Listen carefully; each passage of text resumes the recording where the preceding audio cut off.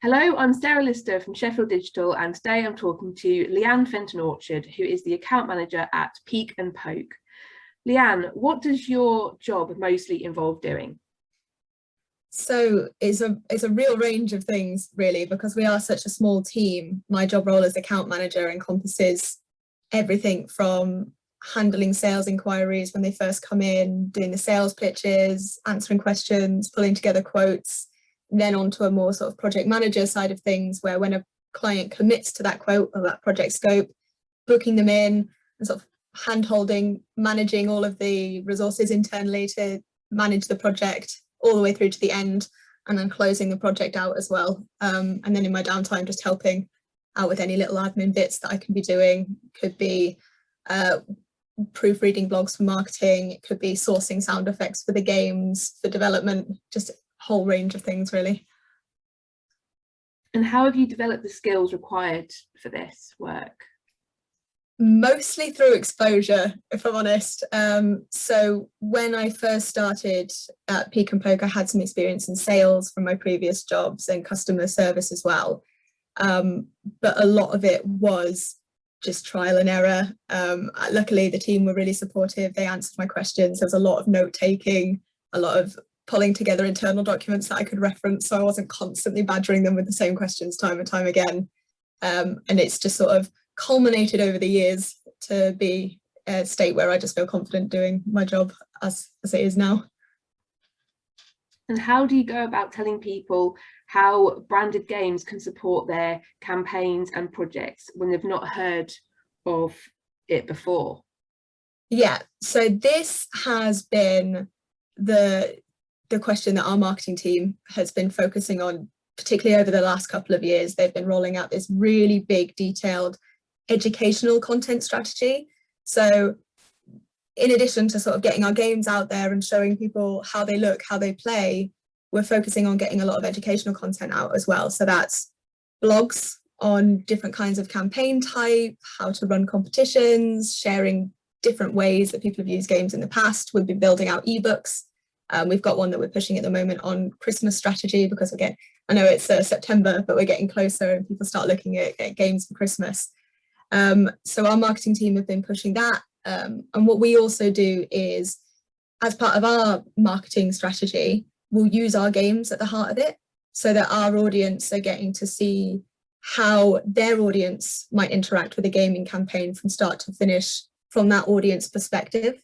I think that's probably the best way that we showcase to people how games work, is letting them experience it for themselves, in addition to sharing these blogs, sharing these case studies, so they can see where other people have done it before. And is it a whole variety of the types of companies that come to you?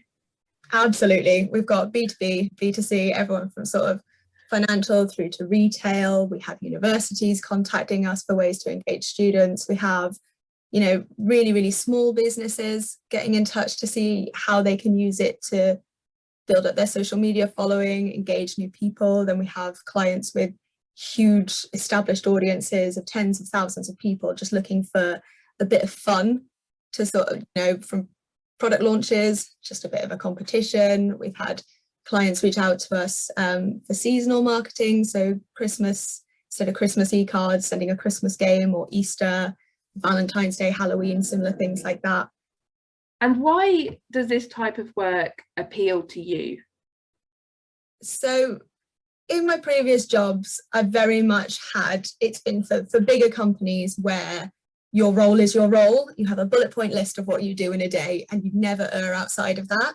Whereas what we do here, again, I think it ties into the small sort of community company feeling that we've got, is I've got my jobs that I need to do, which as we discussed is kind of like a Frankenstein of sales and project management anyway. But then I can get involved in other areas, and it sort of piques my interest and helps me understand how the rest of the teams work as well. So recently, you know, in the same day, I was pulling together a sales pitch for a game where a cow was delivering cheese at Christmas. And then in the afternoon, I was helping source sound effects for the dev team. And then in and amongst that, I'm also doing sort of the contract work, the paperwork. So this job, I feel like it has all the ingredients of like a standard office job. You've got the paperwork, you've got the CRM data entry, the sales meetings, but just by the nature of what we do, there's this whole other magical element that makes it feel really special, and being able to get involved and really help out in all aspects of the company. And that variety, I think, is what I really, really love about my job. It sounds like you can bring in some of your own creativity as well. Oh, definitely. And like, that's what's good as well. Like, I think it's one of those places where having a big imagination helps, because a client will come to you and they've used games before, but they know what they want to get out of a campaign. They're like, okay, here are our interests, here are our targets, here's a vague theme that we're working to. It could be, you know, they've got a themed campaign, or it's just what they do as a company. And having that imagination and getting creative, you can sort of look between the lines and see the game concept in there. And then it's about helping convince the client or explain to the client how that could work from there. And that, like, seeing clients go from unsure to really excited, where they suddenly it makes sense to them and they can see how it works for them. It's great.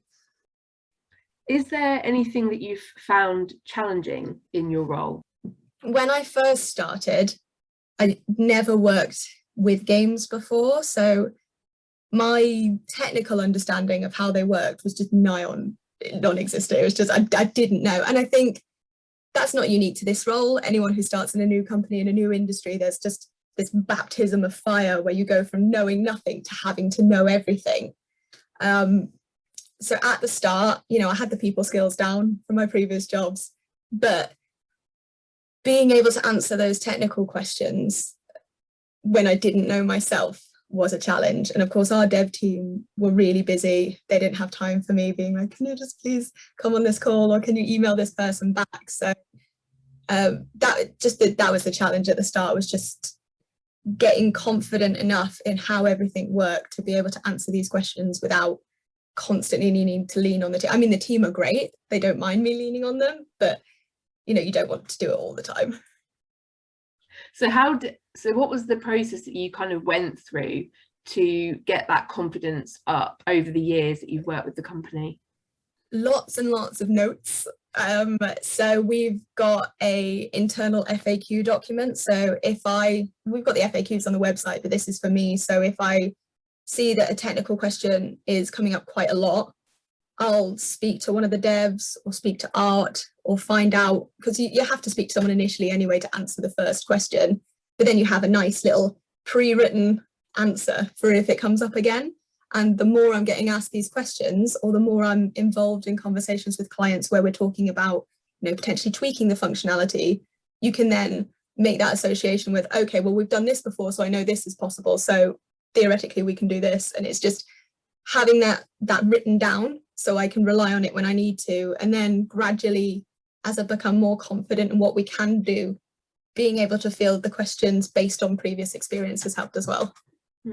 What's it like working for Peek and Poke? You've already given a bit of a picture. Yeah. So I love it.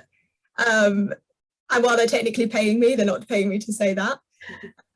So it's the best job I've ever had. I love the team. Like, every single person in this team is so, beyond being like lovely people, is just so fanatical about what they do. They love what we do.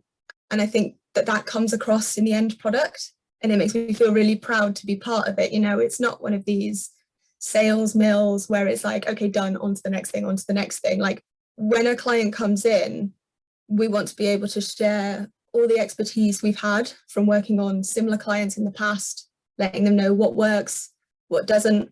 I'm sure some clients find it a little bit abrasive when we're like, no, don't do that, terrible idea. I think it's good, it's better to do it that way. Because we really care that the end product is something that they're going to enjoy all the benefits that they want out of it. We don't want it to just be a rush job. And that really shows, just the fact that, you know, our art team really care about making it look great. Our dev team want to make sure that it works seamlessly, and our marketing team are going out there and shouting about it from the rooftops. And like, everyone really gets on. It's like a really nice family environment. So if, you know, you've got a question, work or personal, doesn't matter, you can just sort of put it out there, everyone gets on, and it's just a really positive environment to be working in. Have there been any experiences from your previous work that you brought into this role? Yeah, so I definitely think working in customer care has helped. So that experience of dealing with people, dealing with concerns, dealing with questions was something that I brought into this job from the start, and has only sort of grown over my time here. You come to understand what a lot of concern, we've spoken before about, you know, when people are new to games, they don't quite know what to expect. Being able to reassure people, being able to talk them through it, I think has definitely helped. My customer care experience has definitely helped there. My sales experience as well, being able to pull together these pitches and proposals quite quickly, being able to explain your rationale behind a quote, being able to look at what a client is saying and pick out what it is they really want. I think it's, from my sales experience, that's helped in the role as well. And what's one tip that you can offer people who are interested in starting out in a similar role, whether it's people maybe as their first job, or maybe even people who are thinking about a career change? Yeah, particularly for career change. So my story of how I started here was I saw a job advert for a developer, and I just loved the look of the company. So I reached out, I said, I'm not a developer, my skill set, this is what I can do. And I tried it with a couple of companies before and got no response, or got quite rude responses. But Tim, the director at Peak and Poke, responded and was like, okay, maybe let's have a chat, which is great. I mean, if anyone says, let's have a chat, or if you can proactively chase up on an application to speak to someone, take it. Like, email is one thing, but emails get lost, particularly if people are busy. So if you get the opportunity to speak to someone on the phone at any stage in the application process, do it, because you're adding your voice to your words on a page. People are going to remember, okay, well, that's the person I spoke to. Look back at your application and say, okay, that makes sense. And they get a taste for your personality as well, particularly when you're looking to work with a smaller team. Personality is a huge thing. I mean, I'm sure in big organizations as well, they want to know that you're going to gel well with the people who are already there. So I guess boiling that down to one tip, maybe be proactive. I think that's a really helpful tip, and a really nice way as well, you know, to step away from the perhaps more conventional kind of approach.